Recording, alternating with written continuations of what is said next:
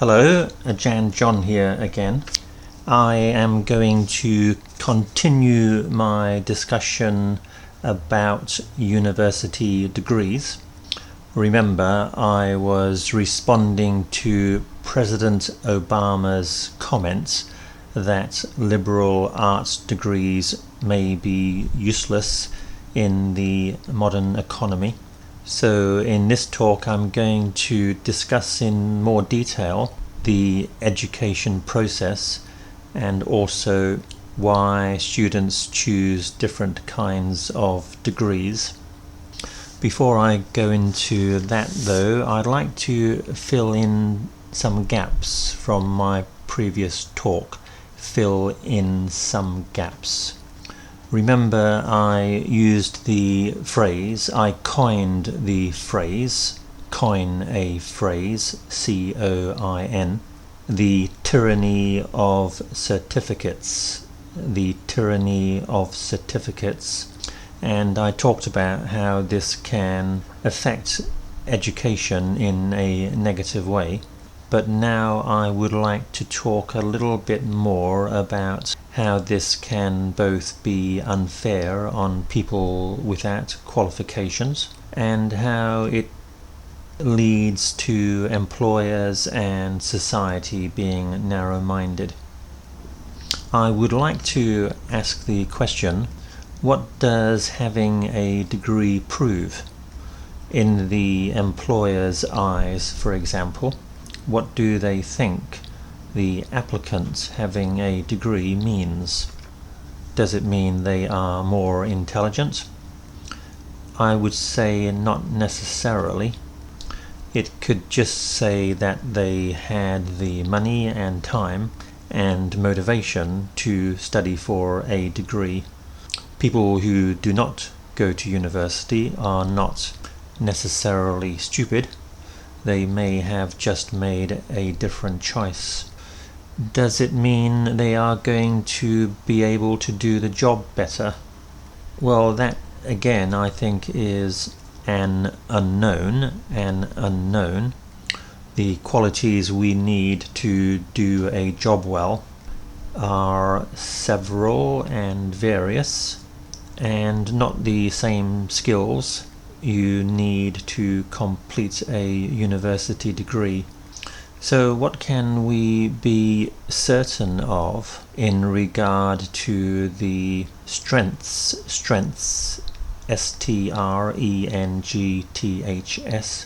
which having done a university degree reveal? If someone has finished a degree and passed, what does this tell us? To be honest, it may only tell us that they have a reasonably effective study method and a basic intelligence level.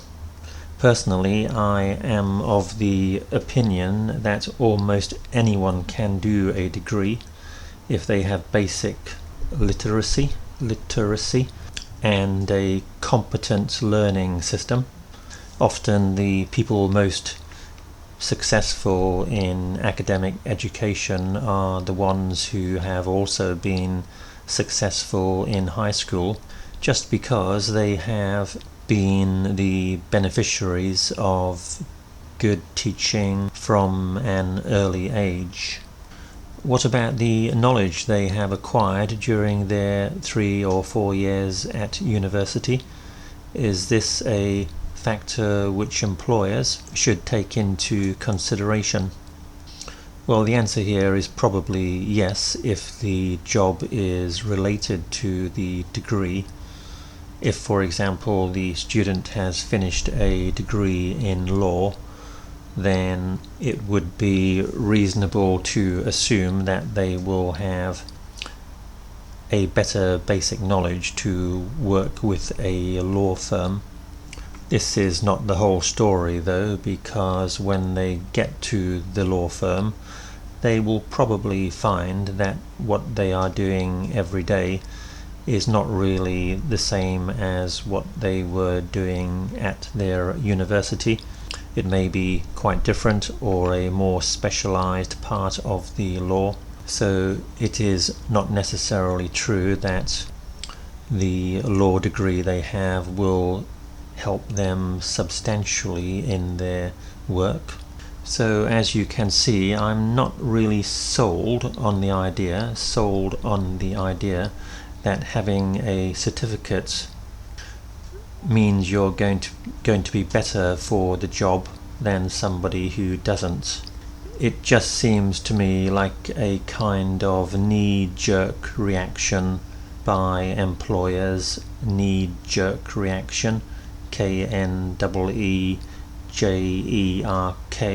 to choose graduates rather than non-graduates, maybe just because they don't have to think too much.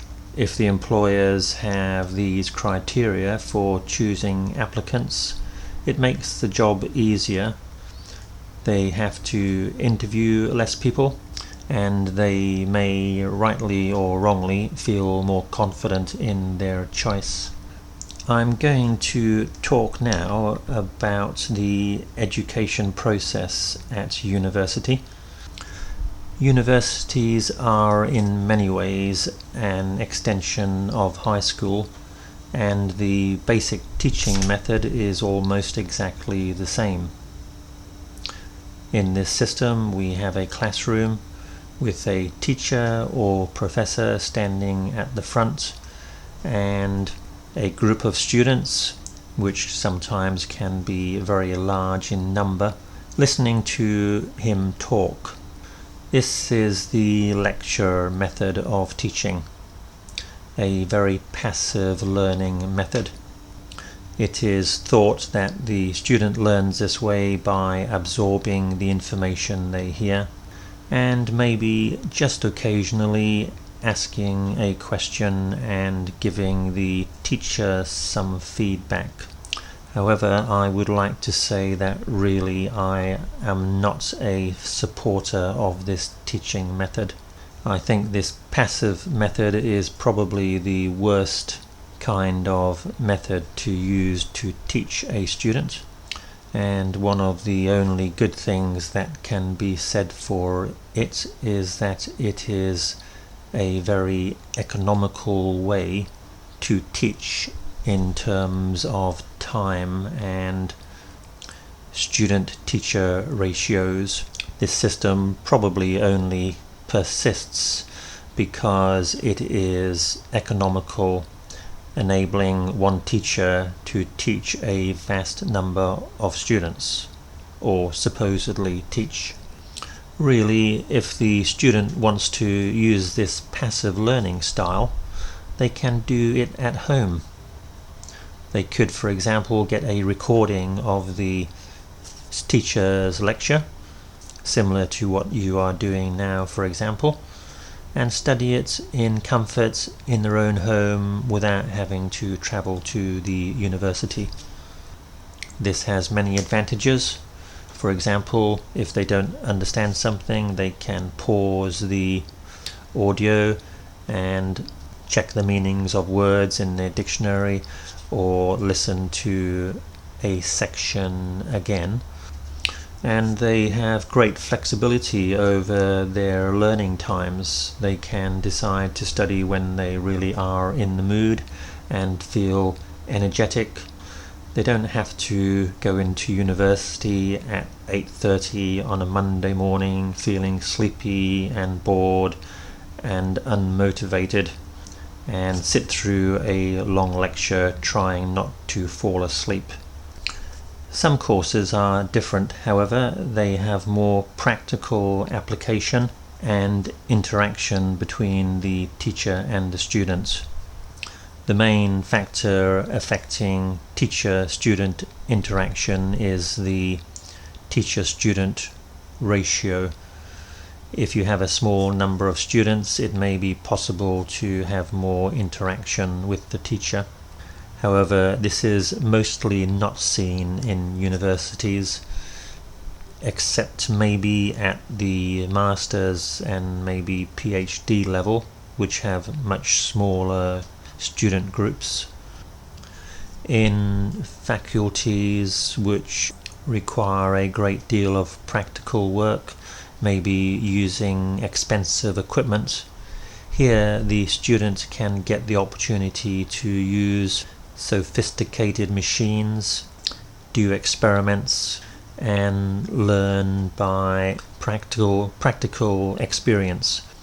This is a far better learning method, although even with this the student is not going to get much interaction with the teacher, but they will have the opportunity to practice what they are learning rather than just take notes from a lecture or read a textbook.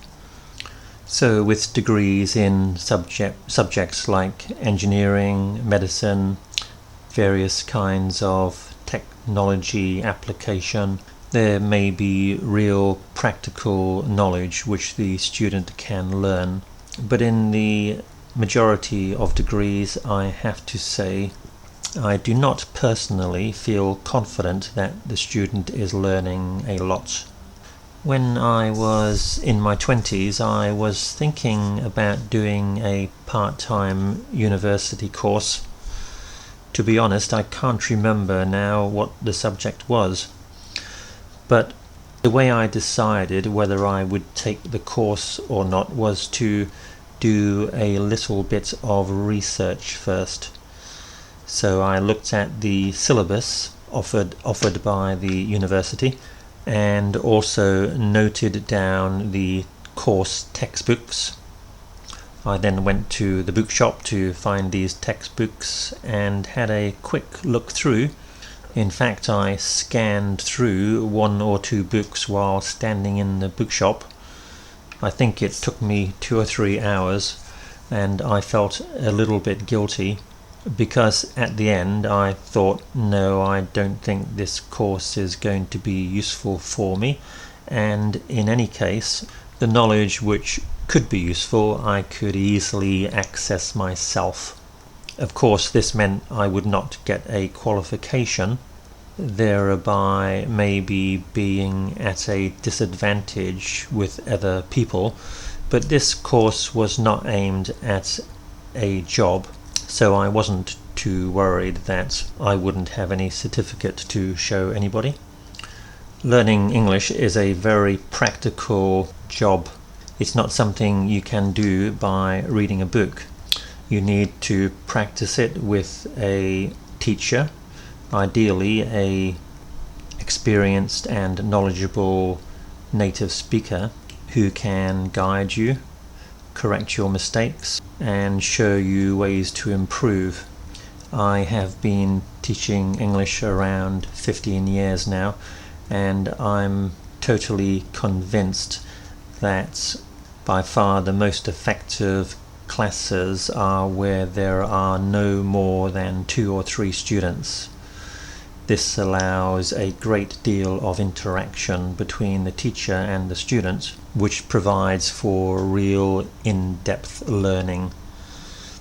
When I have taught classes in university and schools with anything from 20 to 40 students, I have found them extremely ineffective because, like I said before, it is a passive learning situation, and learning a language cannot be learned in this way.